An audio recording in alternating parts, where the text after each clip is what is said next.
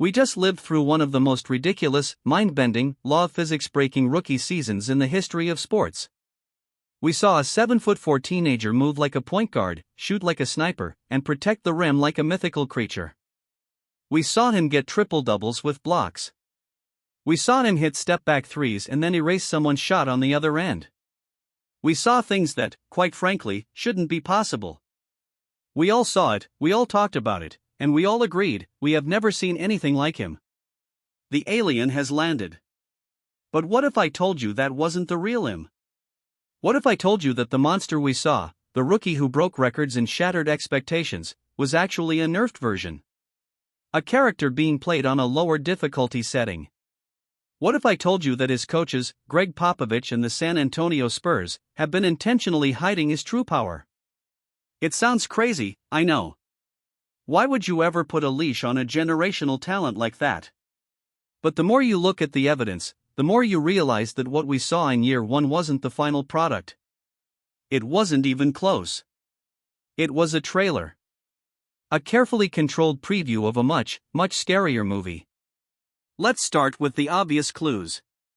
The minutes restriction. All season long, we heard about how the Spurs were carefully managing his playing time.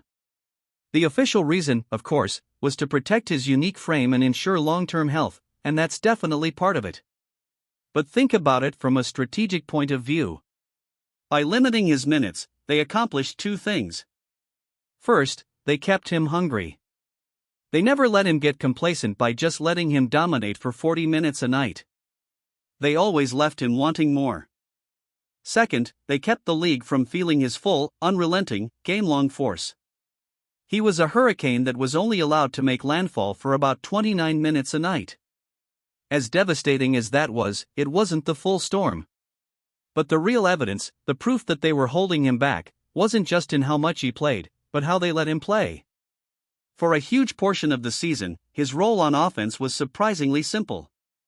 He was often used as a finisher, a guy who runs the floor for lobs or stands in the corner for spot-up threes. And he was incredible at it.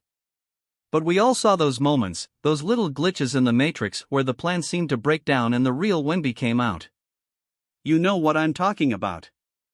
Those possessions where he'd grab a rebound, wave everyone off, and bring the ball up the court himself. He'd hit the defender with a crossover, a behind-the-back dribble, and then either find a cutter with a perfect pass or rise up for an impossible shot. Those moments were breathtaking. And they were rare. They were flashes. Why? Because that's not what Coach Popovich wanted to build, not yet. Popovich is playing the long game. He's not building a team for one season, he's building an empire for a decade. And the first step in building that empire wasn't to just hand the keys to a 19-year-old and let him do everything. It was to teach him the system. To build a foundation. To force him to learn how to be a great teammate before letting him become a one-man system. So what is this true power that they're hiding? What is the final form of Victor Wembanyama that the Spurs are keeping under wraps? First, it's Point Wemby. And I don't mean just bringing the ball up the court sometimes. I mean the real, full-time, our entire offense runs through him, point forward. A 7 feet 4 inches Magic Johnson. Imagine a player who is taller than every defender, who can see every passing lane on the entire court, who can deliver the ball with pinpoint accuracy, and who you absolutely cannot foul because he's a great free throw shooter. The flashes we saw were just them testing the engine. The real power is when they decide to make that his full-time job. The league has no answer for that. None. Second, it's his postgame. We saw him hit some hooks and fadeaways, but he scored most of his points facing the basket. His footwork, however, is nimble and fluid, like a young Hakeem Olajuwon. The Spurs are sitting on a goldmine of an unstoppable, old-school postgame that they have barely even begun to tap into. They're waiting. They're developing it behind closed doors, in practice, away from the eyes of opposing scouts. When they decide to unleash a fully formed Wemby with a dominant back-to-the-basket game, it's over. He'll be completely unguardable. So why? Why hide all of this? Why not just unleash the beast from day one? It's a genius-level strategy.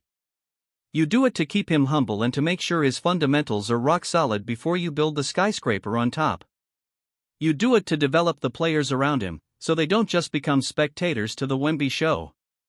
But the biggest reason? You do it for the element of surprise. You let the league get used to the version of Wemby they saw this year. You let them create game plans and build their rosters to try and stop that player. And then, just when they think they might have a solution, maybe after the Spurs add one more key player in the draft or free agency, you take off the leash. You unleash Point Wemby. You unleash the postgame. You unleash the final form. You completely change the rules of engagement overnight and send the entire NBA back to the drawing board in a state of pure panic. The player we saw in year one was already a revolutionary talent. But he was a talent on a script. He was a monster on a leash. What the Spurs are building in San Antonio is something far more terrifying. They're building a monster they can unleash at will. And when they finally decide to show the world his true power, it won't just be great. It will be checkmate for the rest of the league.